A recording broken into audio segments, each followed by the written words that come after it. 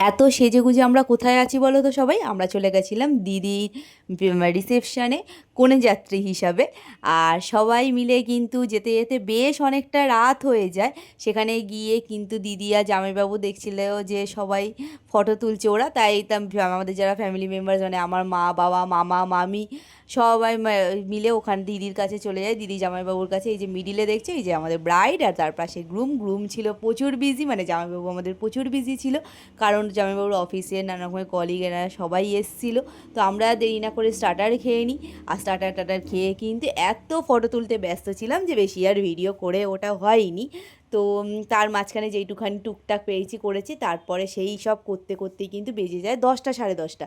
আর 10টা সাড়ে 10টা বাজতে কিন্তু আমরা আর ওয়েট করি না, কারণ এবার যে যার বাড়ির দিকে যেতে হবে, কারণ পরের দিন থেকে আমাদের সবারই স্কুল কলেজ টলেজ স্টার্ট হয়ে যাচ্ছে, অফিসে। তো সবাই আমরা মিলে চলে যাই ডিনার টেবিলে।